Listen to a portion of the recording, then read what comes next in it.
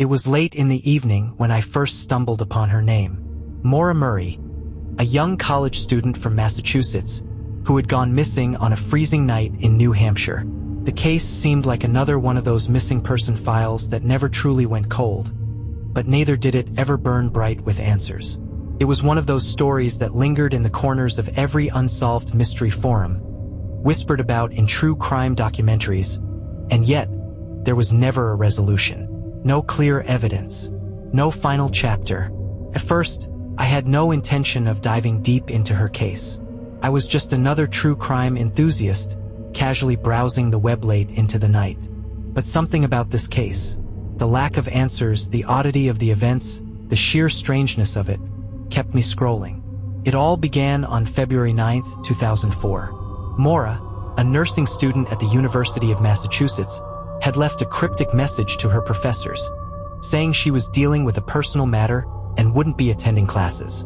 In hindsight, it was a decision that seemed entirely out of character, an abrupt change for someone with her calm and collected demeanor. She left her dorm room, packed a few things in her car, and set out without telling anyone where she was going. Her car, a 1996 Saturn, was found abandoned on the side of Route 112 in Haverhill, New Hampshire, in a remote part of the White Mountains. Her disappearance would forever be shrouded in mystery. At first glance, it seemed like an accident, an emergency stop made because of a flat tire or a car malfunction. The problem was that, while the vehicle was still running, the driver's seat was strangely adjusted to an unusual position, and the keys were in the ignition. There was no sign of struggle, no sign of foul play, and no other vehicles around. Yet Maura was nowhere to be found. The car was parked on a lonely stretch of highway, far from any towns or help.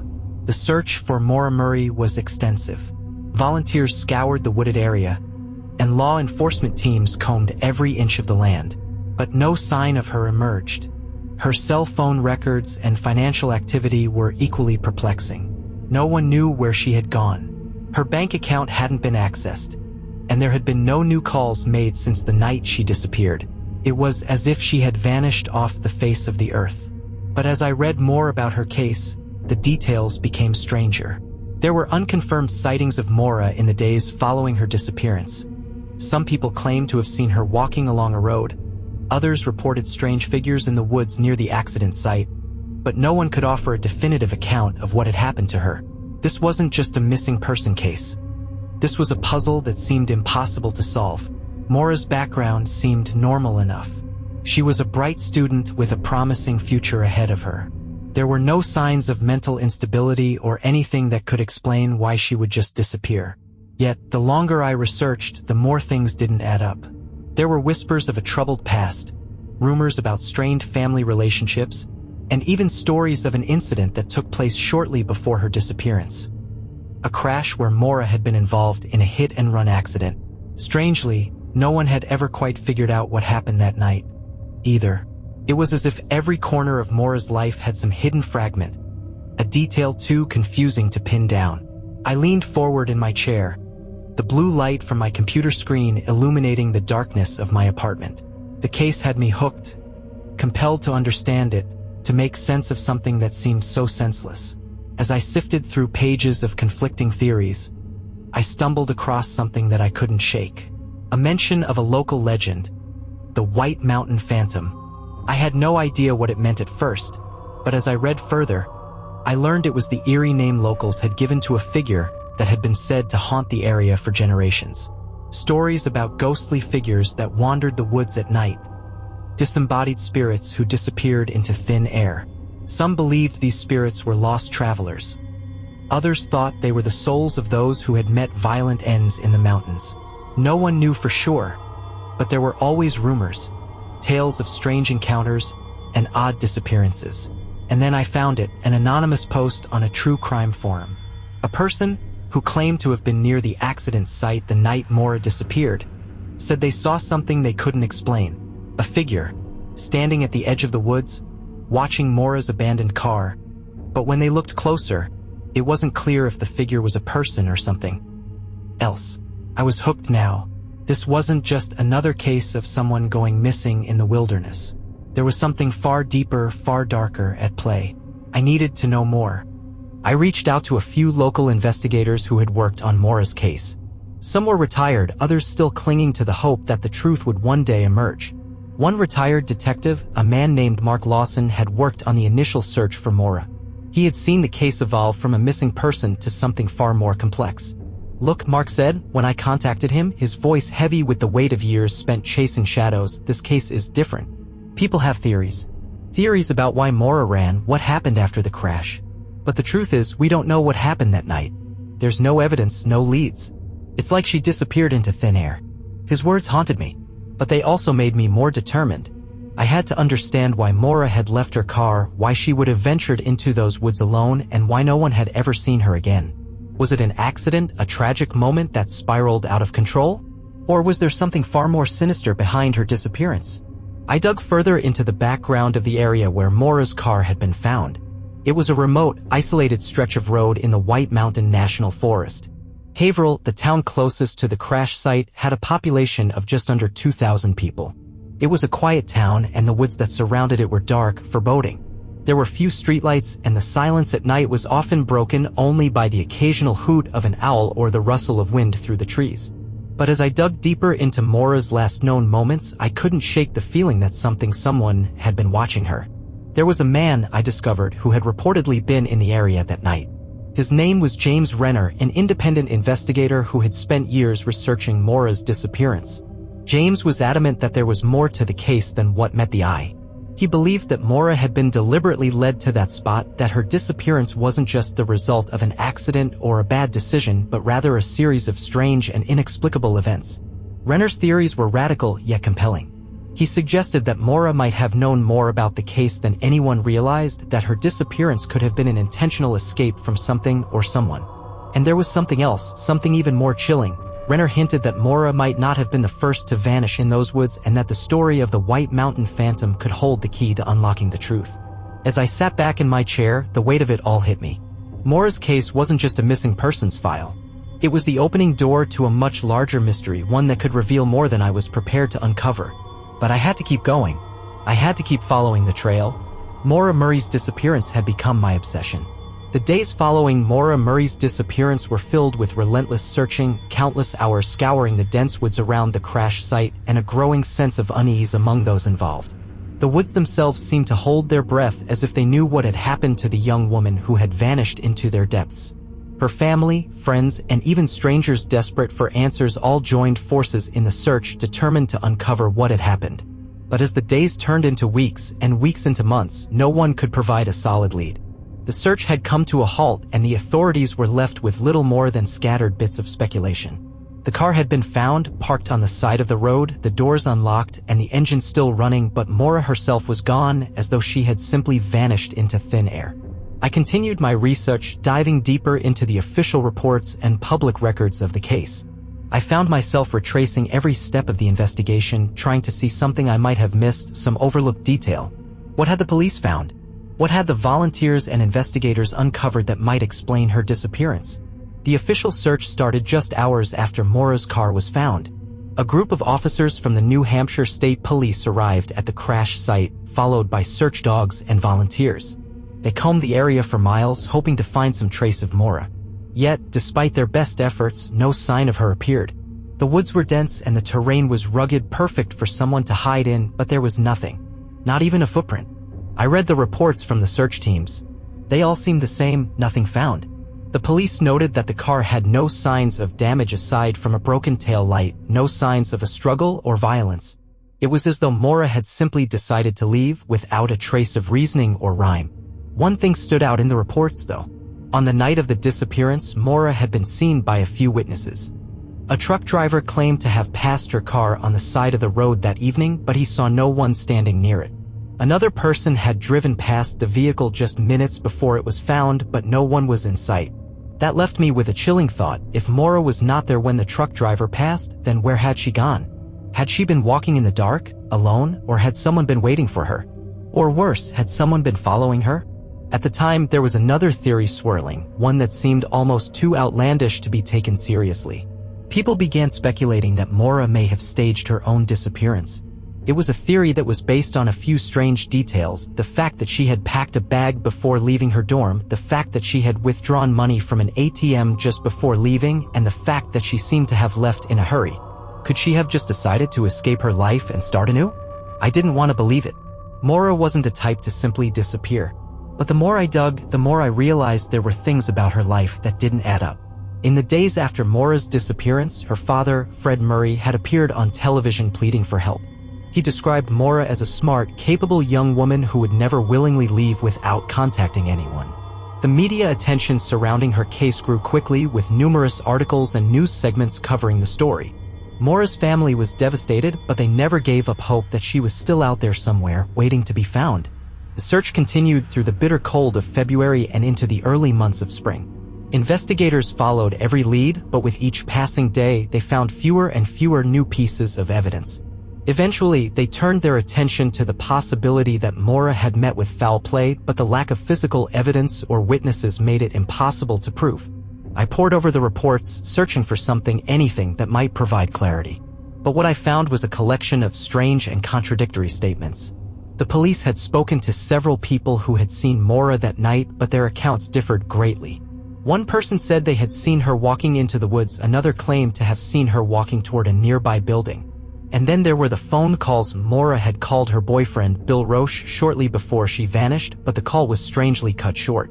What had happened during that call? It was a mystery that lingered in the back of my mind.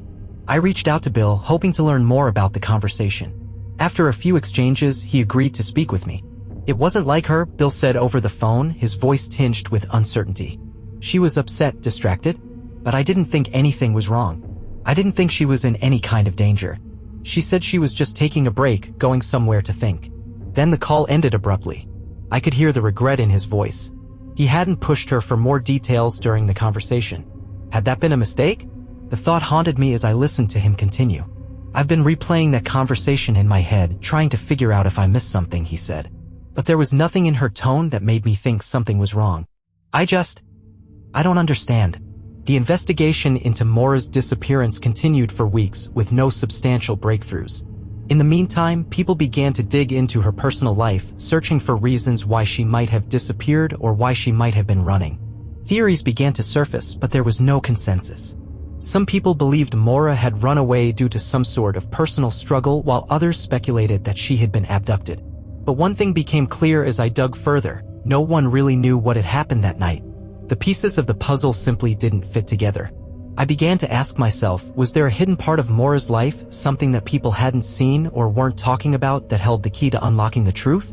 The more I researched, the more I realized how little I knew.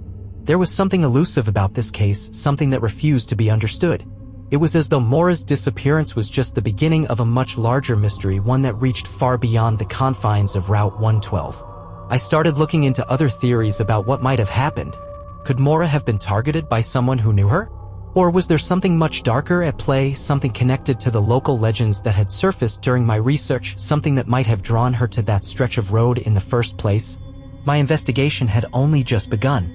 The deeper I dug, the more questions I had, and the more unsettling the answers became. But I was determined to uncover the truth about what had happened to Maura Murray, even if it meant facing things that I wasn't ready to understand. The more I dug into Maura Murray's life, the more I found that the seemingly perfect student had layers of complexity that no one had initially recognized. On the surface, Maura appeared to be an ordinary young woman, intelligent, driven, and close to her family. But as I sifted through her past, I began to uncover things that painted a picture of someone who was dealing with far more than she had let on. Someone who was running from something. Maura's story was not just one of a young woman who had gone missing, but of a person who had been struggling beneath the surface long before she had disappeared. The more I learned about her, the more I realized that there were aspects of her life that didn't fit with the image of a bright, upstanding student. It was clear that there was something Maura was hiding, something she wasn't ready to confront. I started by looking into Maura's academic life.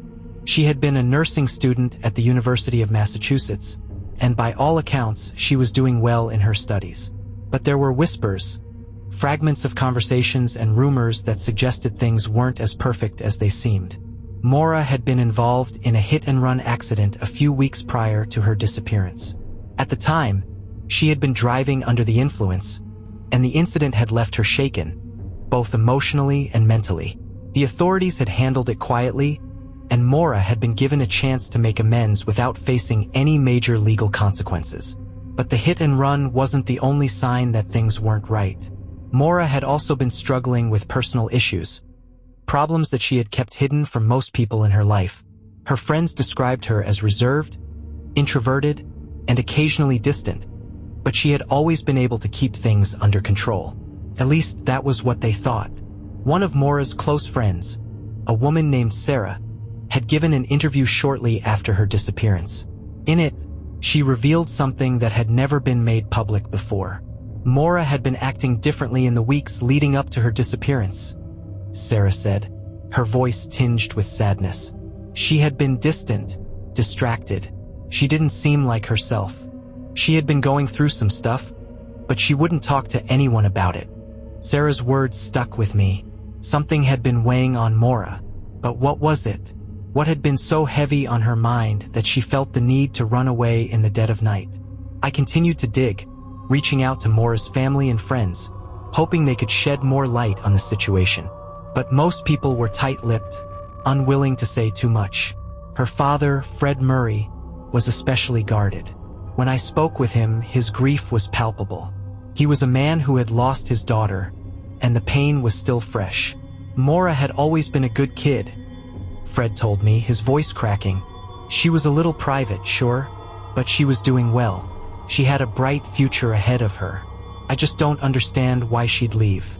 There's got to be an explanation, a reason. His words were filled with the kind of hope you hold on to when you don't want to accept that the person you love might be lost forever. He clung to the idea that Maura's disappearance was somehow a mistake, a misunderstanding. But I couldn't shake the feeling that there was more to the story, that Maura's actions on that night were not as random as they seemed. I kept coming back to the timeline the day Maura disappeared. It was a Sunday, and she had spent the day running errands, handling business related to her school and family matters. She had even made a phone call to her father earlier that day, something that seemed normal enough. But later that evening, something changed. At 7:27 p.m., Maura had called her boyfriend, Bill Roche, and it was the last communication anyone had with her. The conversation had been short, only a few minutes, but it was enough to leave Bill rattled. She didn't sound like herself, Bill told me when I spoke with him. I could tell something was off, but I didn't think it was anything serious. We were talking about getting together later, and then the call just cut off. I tried calling back, but she didn't answer. The fact that the call ended abruptly seemed significant. Bill's words echoed in my mind. She didn't sound like herself. Was this a clue? Was Maura trying to reach out? But something had happened that cut the conversation short. I also discovered that Maura had been having issues with her relationship with Bill. They had been dating for several months, but there had been some tension between them recently. Bill had suggested that they take a break, but it was unclear whether they had actually broken up or whether Maura had simply been avoiding the topic. It seemed that Maura was feeling increasingly isolated, both in her personal life and in her academic career. She had been under a great deal of stress, and it appeared that the pressures of her life had become too much to bear. But it wasn't just Bill or school that seemed to be causing Maura distress. I uncovered a startling detail. Maura had been dealing with mental health issues. In the months leading up to her disappearance, she had been seeing a therapist, though no one really knew the extent of her struggles. Maura had always been private about her personal life, and her friends and family didn't fully understand what she was going through. She had been battling depression, anxiety, and possibly even an eating disorder, according to some of her close friends. All of this painted a different picture of Maura, one that I hadn't expected. She wasn't just a college student living a carefree life. She was a young woman carrying a heavy load, and it seemed that no one really knew how much she was suffering inside. As I pieced together these fragments of her life, the pieces of the puzzle started to form a clearer picture. It wasn't just the car accident or the phone call that were important. It was everything that led up to that moment. The question that haunted me now was, had Maura's disappearance been a planned escape? Was she trying to run away from the things in her life that she couldn't face? Or had something much darker taken place? Something that no one was ready to confront? I wasn't sure what the answer was yet, but the more I uncovered, the more I began to suspect that there was something far more sinister behind Maura's disappearance. As I sifted through the details of her past, I couldn't shake the feeling that there were secrets buried beneath the surface. Secrets that would only be revealed if I kept digging. I had come this far, but I knew that the road ahead would only get darker and more twisted. The more I uncovered, the more questions arose. But I was determined to find out what happened to Maura Murray, no matter where the investigation led me. The longer I researched Maura's disappearance, the more I found myself wondering, what had happened in those final moments before she vanished? The eerie silence after her last phone call, the strange behavior leading up to the crash, the disappearance itself. All of it felt too perfect, too planned. Something about it nagged at me, pulling me deeper into the web of questions I couldn't seem to escape. I went back to Maura's phone records, hoping for some clue, something to explain the sudden, unexplained nature of her disappearance. The call to her boyfriend Bill Roche, the call that ended so abruptly, was the last verified communication anyone had with her. But as I studied the timeline, I began to realize something disturbing. There was another call that had been made shortly after. Maura had made another phone call, this one to a voicemail, at around 8:30 p.m., just after she had crashed her car. She hadn't left a message. Instead, it was just a few seconds of silence before the line cut off. The call wasn't long enough to convey anything important, but I couldn't shake the eerie feeling that the timing of it mattered. I reached out to the voicemail service provider to request the audio, desperate to hear the call. They hesitated, citing privacy concerns, but after some persistence, I was able to get a transcription of the call. It was as follows: silence for several seconds. Female voice, soft whisper. "I'm sorry. I don't know what to do. I think I made a mistake. It's also confusing." The message was brief, and the voice on the other end was barely audible, but it was enough to send chills down my spine. It was clear that something was wrong. Maura wasn't in a calm state when she left that message. Was this the moment when she realized something had gone horribly wrong? Had she been trying to reach someone for help? Or was she speaking to herself? Lost in a moment of panic, I decided to track down the voicemail's recipient. It had been left for a local number, one that seemed unconnected to any of Maura's immediate family or friends. The phone number was not registered to any well-known service provider, and it seemed to be a burner phone, an untraceable, disposable line. This lead took me to a man named Adam Carr, a former acquaintance of Maura's who had attended school with her at UMass. Adam was someone Maura had known for a while, but their relationship had been casual, nothing serious. When I reached out to him, I expected him to be just another person with little information. Instead, what he told me left me speechless. "I don't know why she called me that night," Adam said over the phone, his voice uncertain. "She hadn't reached out to me in months." The call was strange. When I listened to the voicemail, I didn't know what to make of it. I thought maybe it was a mistake, or maybe she was in trouble. Adam went on to explain that he had tried calling Maura back several times that evening, but the calls went unanswered. He seemed convinced that Maura had been in some sort of distress, but he was equally puzzled by the nature of the call. It wasn't like her to just reach out like that. We weren't close enough for her to just call me out of the blue, especially not when she was in that kind of state. I wish I had known what was going on. I couldn't shake the thought that the voicemail was more than just a call made in a panic. It felt like a cry for help, a message from someone who was spiraling into something they couldn't control. But what had driven Maura to this state of mind? Was there something in her life that had caused her to unravel so quickly? As I dug deeper, I began to uncover even more unsettling details about the moments leading up to Maura's disappearance. I discovered that, in addition to the strange voicemail, Maura had been involved in an odd interaction shortly before the crash. Several witnesses had come forward describing a figure who had been seen walking in the vicinity of the crash site around the time Maura's car was found. A man in his late 20s or early 30s, wearing a dark jacket and carrying a backpack, had been spotted near the side of the road, seemingly observing the accident. One witness, a truck driver passing through the area that night, reported seeing the man standing off to the side of the road, just out of view from the car. The driver, who had been unable to stop, remembered the man's strange behavior. He had seemed to be watching Maura's car, but didn't approach it, and when the truck driver looked back, the man was gone. What was even more perplexing was that the truck driver wasn't the only one who saw him. A second witness, a woman who had been driving in the area at the same time, recalled seeing the same figure standing by the trees just a few hundred feet from where Maura's car was parked. She said the man appeared to be waiting for something or someone. But the moment she slowed down to get a better look, he disappeared into the woods without a trace. I couldn't help but wonder, was this man connected to Maura's disappearance? Had he been waiting for her, or had he been watching from a distance, knowing that something was about to happen? These sightings were unnerving, and I was left with more questions than answers.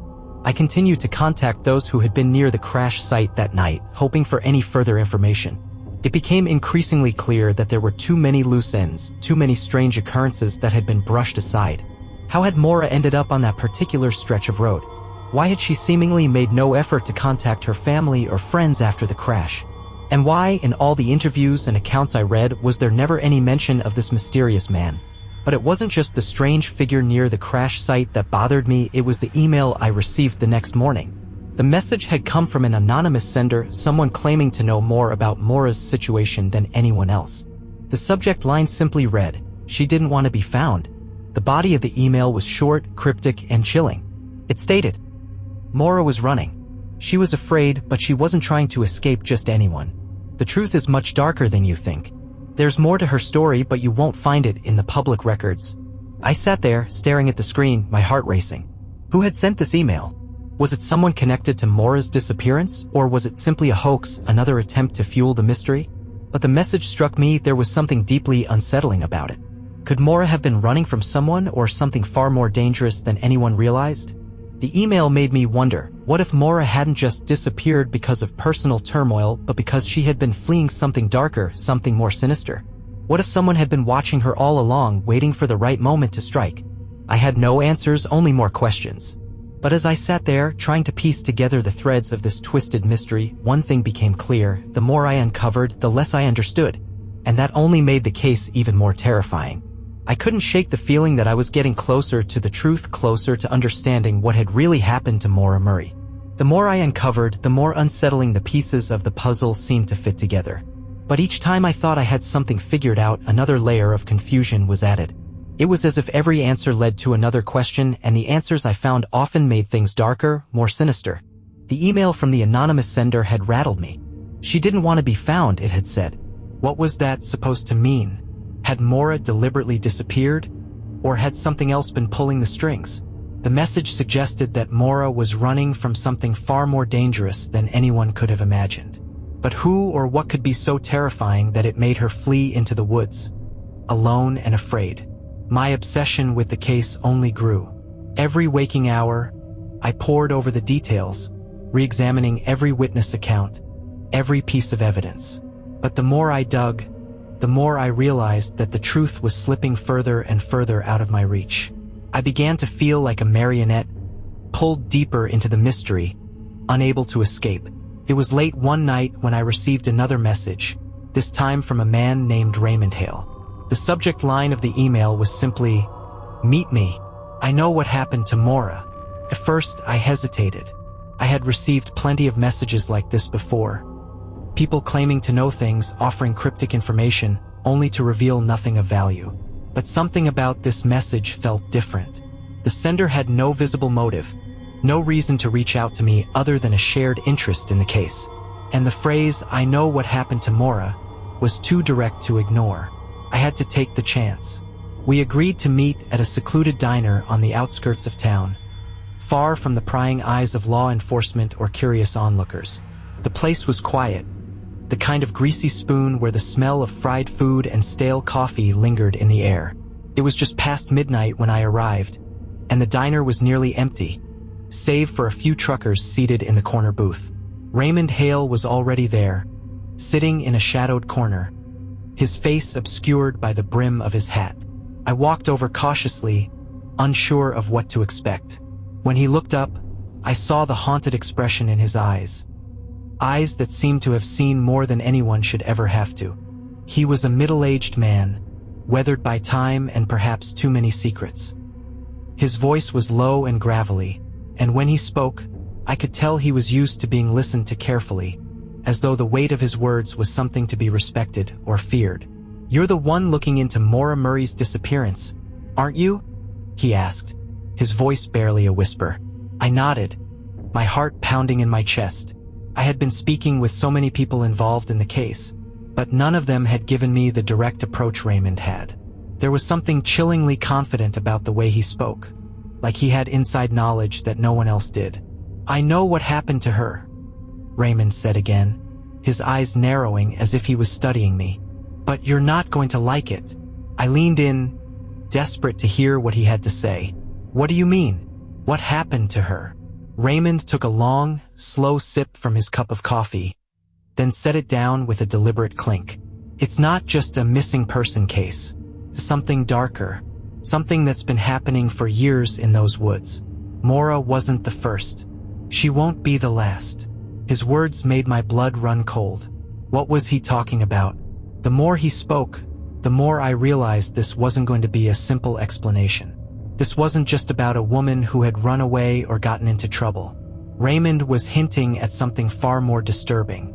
"There's a reason Maura ended up on that stretch of road that night," Raymond continued. "She didn't just get lost. She was looking for something, trying to find something in those woods. But she wasn't the only one who knew about it.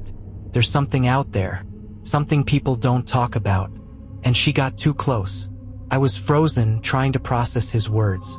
"What do you mean? What's out there? Who is responsible for what happened to Maura?" Raymond glanced around the diner nervously, as though he was afraid someone might be listening. He lowered his voice, his eyes darting toward the door. "You don't understand. This isn't a normal case. It's not about some guy who was stalking her. It's about something much bigger, something people want to keep hidden. And Maura wasn't supposed to find out."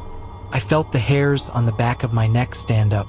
Every part of me screamed that I should leave, that I was in over my head.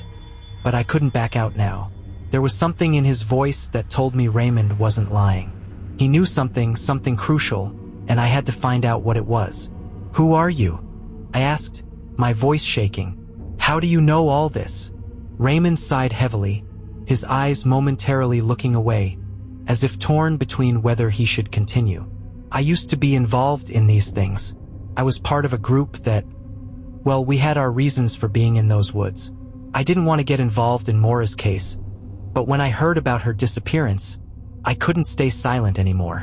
I leaned forward, trying to make sense of his words. "What group? What are you talking about?" Raymond shook his head, his face drawn tight with regret. "There are things out there, groups, people, activities no one talks about. The kind of thing that gets buried deep in the woods, hidden from the public. People go missing in those woods for a reason. Maura didn't just get lost. She found something she wasn't supposed to see." A silence fell between us, thick and uncomfortable. I felt as though the walls of the diner were closing in on me, and I had no idea what to believe anymore. What had Maura stumbled upon? What was so dangerous that it could cause someone to disappear without a trace? Raymond's eyes locked onto mine, and for a moment I saw a flicker of fear in his expression. "You need to stop looking into this, or you'll end up like her. Trust me." Before I could respond, he stood up abruptly, leaving a few bills on the table. Without another word, he walked out of the diner, disappearing into the night. I sat there, stunned and shaken as the weight of his words pressed down on me. "Stop looking into this, or you'll end up like her."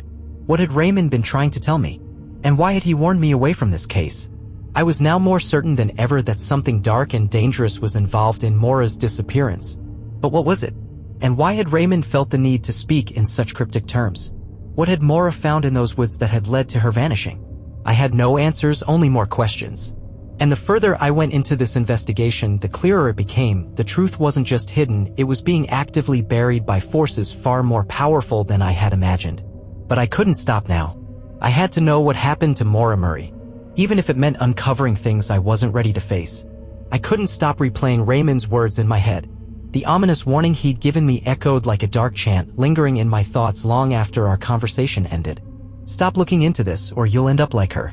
Who was Raymond really, and why did he seem to know so much about Maura's disappearance? The more I thought about it, the more certain I became that I had only scratched the surface of something far more dangerous. Something that had been hidden for years. It was only days after our meeting when I received a new piece of information, an unexpected clue that would send me spiraling deeper into the mystery. I was at home, going through more of Maura's past records when I found a mention of a missing persons report filed by a family from a neighboring town. The name caught my eye: Sarah Cunningham. Her disappearance mirrored Maura's in chilling ways, both young women vanishing under similar circumstances, both of them last seen near the White Mountains. I felt my heart race as I connected the dots. Sarah Cunningham had gone missing 6 months before Maura, and her case had gone unsolved, just like Maura's. I couldn't believe I hadn't noticed the similarities before. The same isolated stretch of road. The same eerie reports of figures seen in the woods. The same lack of solid evidence. I immediately began looking deeper into Sarah's case, combing through old news reports and police records. Everything I found seemed to be buried deep in obscurity, swept under the rug by authorities who either didn't know what to make of it or didn't want to. But there was one chilling detail that stood out. A local witness, a man who had been hiking near the spot where Sarah had been last seen, reported hearing strange noises in the woods that night, screams, followed by an eerie silence. But the most disturbing part of the report was the witness's statement about seeing something unexplainable, the night Sarah disappeared. The man had been too far away to get a clear look, but he described seeing a figure standing in the woods, watching. It wasn't until I saw the police sketch of the witness's description that I felt the hairs on the back of my neck stand up. The figure matched the same description of the man who had been seen near Maura's crash site. Same height, same build, same dark clothes. This was no coincidence. These two disappearances, Sarah's and Maura's, were connected, and I was convinced the answer lay in the woods. As the connection between the two cases became clearer, I began to suspect something much darker was at play. I needed to find more people who might have witnessed something in the woods that night, someone who could confirm these strange sightings. I reached out to a local private investigator, someone who had worked on both Maura's and Sarah's cases. His name was Greg Hartman, and he had been the one to uncover the first clues in Sarah Cunningham's disappearance. Greg had been quiet about his findings, keeping much of the case under wraps, but he was willing to speak with me. When we met at a quiet diner in town, I could see the wariness in his eyes. The same unease I had seen in Raymond's. The same reluctance to confront the truth. It was clear that Greg had been involved in things far beyond what most people could understand. "Look," Greg said, lowering his voice as he slid into the booth across from me. "I've been in this business for a long time. I've seen my share of strange cases, but this one is different. It's not just a missing persons case. It's something much darker." I leaned forward, urging him to continue. "What do you mean? What have you found?" Greg hesitated, glancing nervously around the diner, as if he feared someone might be listening. "I don't want to scare you, but you need to understand what you're dealing with here. The woods around those mountains have a history, a dark one. People have been going missing in those woods for decades. Long before Maura or Sarah. The disappearances aren't random, and they aren't isolated. There's something out there." I felt my heart race again. "What do you mean? Are you saying there's a pattern? A serial killer?" Greg shook his head slowly. "Not exactly. It's not a person, it's something else. People who've been investigating these woods for years have told stories. Stories about strange things they've seen, things they couldn't explain. And I'm not just talking about locals. I'm talking about experienced hunters, park rangers, and even law enforcement officers. The stories are always the same. Something unnatural in the woods. Something that watches you, follows you. And when it's done, you're never seen again." I sat back, my mind reeling with the implications of what he was saying. Was this some kind of twisted folklore? Or was there something truly sinister in those woods? I had already been to the crash site, and now I couldn't help but feel that something more was lurking there. Something far more dangerous than I could have ever imagined. Greg continued, his voice barely above a whisper.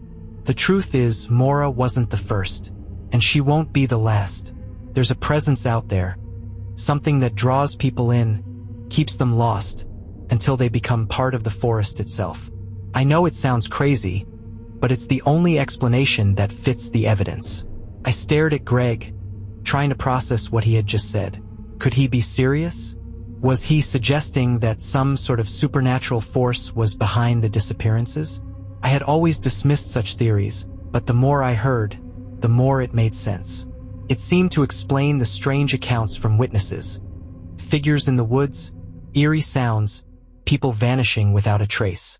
Greg looked at me solemnly. I don't have all the answers, but I do know one thing.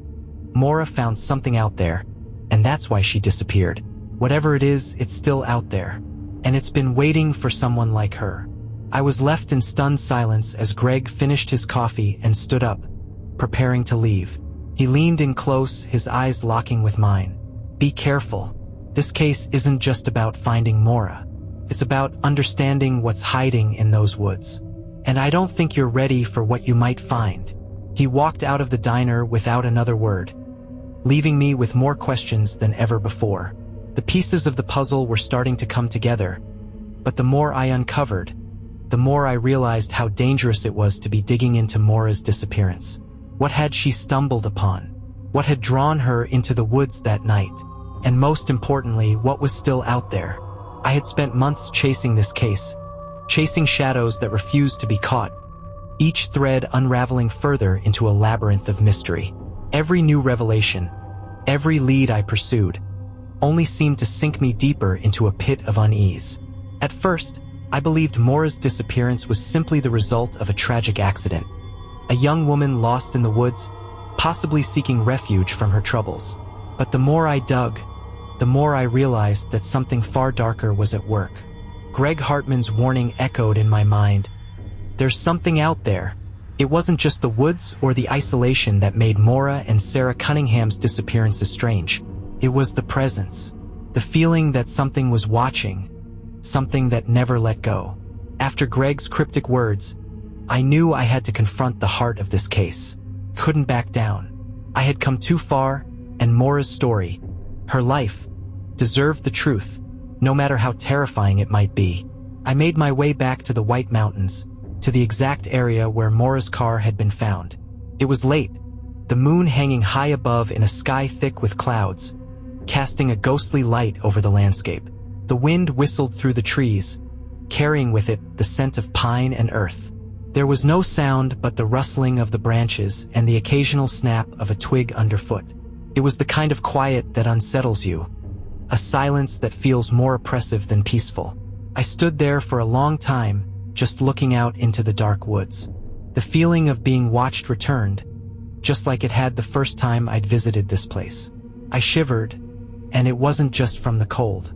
Something in the air felt wrong, thick with the weight of unseen eyes, a presence that hovered just beyond the edge of my vision. I wasn't sure what I was expecting. Answers, maybe, or a sign that I was on the right path. But there was nothing, just the empty stretch of road, the empty trees, and the dark, vast expanse of wilderness that seemed to swallow up everything in its path. I was about to turn back when I heard it. A voice. It was soft at first, a whisper barely above the wind, but it quickly grew louder, clearer. It wasn't my own mind playing tricks on me. I could hear it as if someone was standing right beside me, breathing heavily. The voice spoke in an eerie, disembodied tone, low, desperate, and hauntingly familiar. You shouldn't have come back. I froze, my blood running cold. I didn't move, didn't breathe, as the voice lingered in the air. It wasn't a dream or a hallucination. It felt too real, too present. It wasn't coming from the trees, nor was it coming from behind me. It was just there, surrounding me, like the woods themselves were speaking. I turned quickly, scanning the area, but there was nothing. The trees, the road, the night, everything was still. I shook my head, trying to clear the fog in my mind. Was it just the stress of the case getting to me? Or was there something else at work? Was I losing my grip on reality? But then I saw it. In the distance, just beyond the tree line, there was a figure, a shadow moving in the dark. I couldn't make out any details, but the shape was unmistakable. Tall, broad, with a hunched posture, like it was crouching down to hide. It seemed to watch me, unmoving, until I caught sight of it. Then, as if it had been waiting for me to notice, it vanished into the trees without a sound. My heart pounded in my chest as I took a step forward, unsure whether to follow or turn back. Every instinct told me to run, to get out of there before whatever it was had the chance to catch me. But something, some force, compelled me to keep going, to search the woods. The sensation of being watched intensified as I took another step, then another, until I was standing at the edge of the tree line, looking into the dense thicket of shadows. That's when I heard it again. "You shouldn't have come back." This time, the voice was closer. Felt like it was right behind me, whispering in my ear. I spun around, but there was no one there. The feeling of dread gnawed at me, filling my chest with ice-cold fear. My mind raced. What was happening? Was I losing my mind? Or had I stumbled onto something that was beyond human understanding? Before I could react, the ground beneath me shifted. A deep rumbling sound echoed through the woods, and the trees seemed to tremble. I stumbled backward, my foot catching on a root, and I fell hard onto the dirt. My breath caught in my throat as I looked around, panic rising in my chest. The woods were alive, moving, closing in on me. It felt as though the very earth itself was shifting, pulling me deeper into the forest. That was when I heard something even more terrifying. A scream. It wasn't human. It was a guttural, agonizing sound. One that ripped through the night air with a ferocity that made my blood freeze. It sounded like something dying, something desperate and in pain. My eyes darted to the source of the noise, but all I saw were the trees, nothing more. The scream faded, but it left an imprint on my mind, a terrifying reminder of the force I was dealing with. Then, from the corner of my eye, I saw a figure, another one. This time it was much closer. A shadow, but this time not a man. It was too tall, its body contorted in ways that shouldn't have been possible. It moved in jerking, unnatural motions, its form twisting and stretching as it approached me. I couldn't breathe, couldn't move, as it drew closer. The air grew thick and heavy with its presence. And then, in a voice that chilled me to my core, it spoke. "You should have stayed away." The figure lunged at me. In that instant, everything went black. I don't know how long I was out, but when I came to, the night was still thick with shadows, and the air had grown colder. My head throbbed painfully, my body stiff, and every part of me felt as though it had been crushed under the weight of something unseen. I sat up slowly, blinking through the disorienting haze that clouded my vision. The woods around me were quiet, eerily so, like the night itself had paused, waiting. For a moment, I wondered if I had imagined everything. The figures, the whispers, the screams. It all felt so surreal, like a nightmare that refused to end. But when I looked around, the evidence was undeniable. The earth was disturbed around me. Dirt overturned, branches broken as though something large had passed through. And in the distance, there was a faint glow like the reflection of something in the trees. I staggered to my feet, my heart pounding in my chest. Whatever had been following me, whatever had been in those woods, was still out there. I could feel it. The presence I had sensed earlier, it was real. This wasn't just some figment of my imagination. There was something here, something ancient and malevolent, waiting for the next person to wander too close. I turned toward the glow, my instincts pushing me forward despite the terror that gripped me. I had come too far to turn back now. I needed answers. I needed to understand what had happened to Maura and why she had vanished into this same darkness. As I walked toward the glow, I felt the temperature drop even further. The cold was biting now, cutting through my jacket and into my skin. My breath came in visible puffs, clouding in the air. Every step felt like it took an eternity. My feet seemed to move on their own, drawn toward the light that flickered through the trees like an unnatural beacon. Then I saw it. A clearing ahead, bathed in the eerie, flickering glow. It wasn't from the moon, nor was it a campfire. It was something else, something that felt wrong, out of place. As I stepped into the clearing, I saw the source of the light. A circle of stones arranged in a crude, almost ritualistic pattern. In the center of the stones was a small fire, but the flames were blue, not orange. They burned with an unnatural intensity, casting strange shadows that seemed to move on their own. And there, lying motionless in the center of the circle, was a body. For a split second, my heart stopped. I thought it was Maura. I thought I had finally found her. But as I approached, my breath catching in my throat, I realized the body wasn't Maura's. It was a man, his face contorted in an expression of sheer terror, his eyes wide open, staring at nothing. I knelt down beside him, my mind racing as I tried to make sense of what I was seeing. The man had been dead for some time. His clothes were tattered, his body gaunt, as though he had been out in these woods for far longer than he should have. But it wasn't just his appearance that sent chills down my spine, it was the symbol etched into his chest. A symbol that looked almost identical to the one I had seen in Maura's journal. It was the same symbol, the one she had found, the one that had been carved into the floor of her room. It was a strange, intricate design, like an ancient rune or sigil. And it was burned into the man's chest as though the symbol itself had been the cause of his death. I couldn't help but feel that I was looking at the answer to Maura's disappearance, but it wasn't the one I had hoped for. She had found something in these woods, something that was tied to the strange ritualistic symbol, something that had led her here, just as it had led this man. They had both been drawn in, pulled by the same force, and now they were both lost. I backed away from the body, my heart hammering in my chest. I had to leave. I couldn't stay here, in this place, surrounded by whatever dark force had claimed these lives. But as I turned to go, a voice, soft, almost imperceptible, whispered in the wind. "You shouldn't have come here." I froze, my blood running cold. The voice wasn't in my head. It wasn't a figment of my imagination. It was real, and it was coming from the darkness behind me. I turned quickly, my breath caught in my throat. In the trees, just beyond the clearing, there was movement, shadows shifting, gathering. I couldn't make out the figure at first, but then it stepped forward, and I could see it clearly. A man. Tall, cloaked in darkness, his face hidden under a hood. "You shouldn't have come," the figure repeated, his voice carrying an unnatural weight. The fear inside me surged, but before I could react, the figure raised a hand. A sudden force, like an invisible wave, slammed into me, knocking me backward. My body hit the ground with a sickening thud, and the world around me blurred, spinning out of control. I couldn't breathe, couldn't move. The air around me thickened, suffocating me with the weight of something ancient and wrong.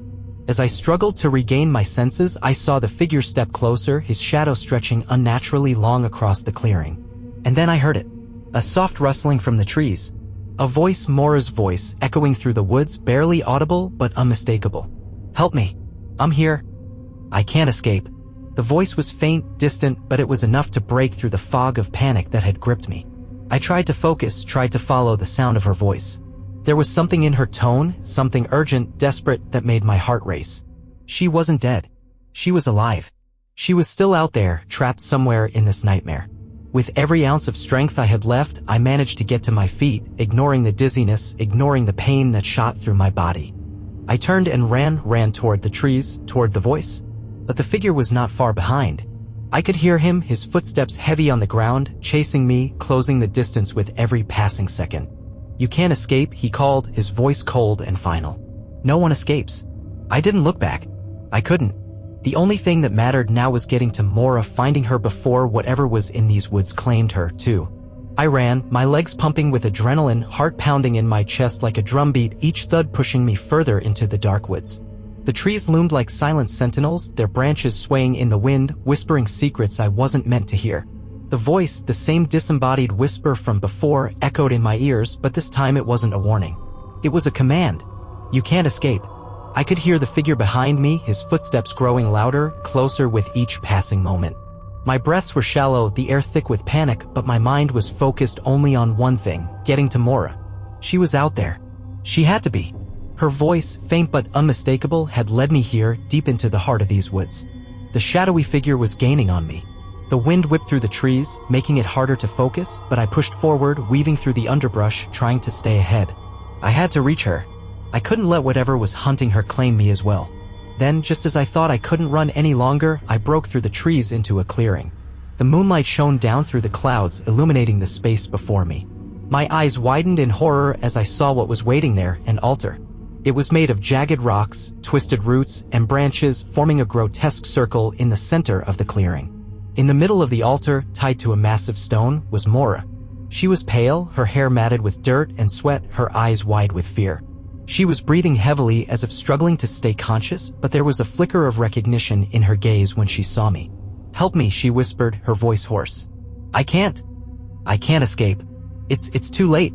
The shadowy figure stepped forward, emerging from the darkness. It was the same man I had seen before, tall, cloaked in black, with his face hidden in shadow. The presence surrounding him was suffocating, dark, and malevolent. He had been waiting for me, waiting for us both. "You should have stayed away," the figure said, his voice low, like the hum of an ancient, forgotten god. "This is the end. There is no escaping it." I felt the weight of his words press down on me, but I didn't stop. I couldn't. The fear coursing through my veins gave me the strength to move, to step toward Maura. The figure raised a hand, a flicker of dark energy sparking between his fingers, and the air around me seemed to thicken, to choke me. But I refused to stop. Maura needed me. Leave her alone. I shouted, my voice hoarse from fear and exhaustion. She hasn't done anything. Let her go. The figure laughed, a cold, hollow sound that seemed to reverberate through the trees. It is too late for her. And it is too late for you. He lifted his hand and a wave of force slammed into me, sending me sprawling backward. I hit the ground hard, gasping for air, my vision spinning. The world around me felt distorted, warped, as though reality itself was bending. Every part of me screamed to get up, to fight, but I couldn't move. The figure was too powerful. The darkness was too much. But then I heard Maura again. Her voice, faint but full of desperate hope. Don't give up. I struggled to my feet, my body screaming in protest, but I pushed through the pain. I reached out to Maura, my hand trembling as I tried to untie the ropes that bound her. The figure watched me with cold amusement, but I didn't care. I had to free her. As I worked desperately to loosen the knots, I saw something shift in the air, a crack in the darkness. It was as though the veil that had been smothering us was thinning.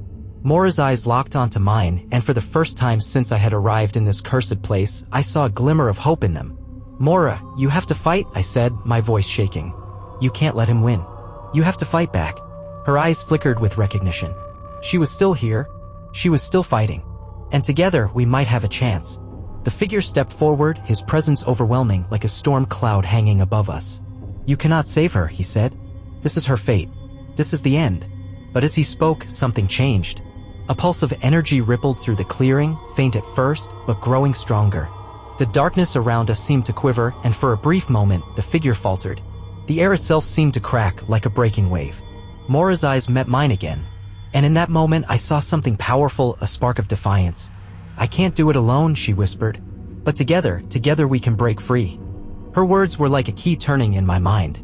I realized then what had to be done. The figure's power wasn't just in his presence, it was in the fear, the terror, the darkness that he fed on. And the only way to stop him was to take away his power. I grabbed Maura's hand, feeling the strength in her grip return. We fight, I said, my voice steady with newfound resolve. The figure, sensing what was happening, lunged forward, but it was too late. As his shadowed form reached us, Maura and I combined our wills, focusing every ounce of strength into one force, a wave of light that shattered the darkness around us. The figure screamed, a sound that sent tremors through the ground beneath us, but it was no use. The darkness that had surrounded us, the oppressive force that had haunted these woods for so long, began to dissipate, unraveling like a broken thread. The altar cracked, the stones breaking apart as the energy that had held it together faded. And then, in the blink of an eye, it was over. The clearing was silent. The oppressive air lifted, and the heavy weight that had clung to the woods disappeared. Maura was free. We had broken the cycle. But as I looked around, I saw that the forest itself was changed. The oppressive darkness that had ruled this place was gone. The trees seemed to stand taller, the sky clearer. The energy that had been here for so long had been broken, but at what cost? Maura, still trembling, looked at me with tears in her eyes. We did it, she whispered, her voice shaking with disbelief. But what now? I didn't know what to say. We had escaped, yes, but the truth of what we had faced, of what had been hidden in those woods, was far darker than either of us could have imagined. We didn't just face a man or a cult. We had confronted something much older, something beyond comprehension. But for now, I was just grateful that Maura was alive. We had survived. And that was enough. The silence in the clearing was overwhelming. After everything that had happened, the terror, the chase, the final confrontation with the dark presence, I had expected some kind of resolution, some sense of closure. But now that the woods had fallen silent and the figure was gone, I was left with a feeling of emptiness, as though the world around us had shifted, but not in the way I had imagined. Maura's hand trembled in mine, and I could feel the weight of everything we'd just gone through pressing on her, on both of us. The fear, the exhaustion, the realization that we had narrowly escaped something far darker than we could have ever anticipated.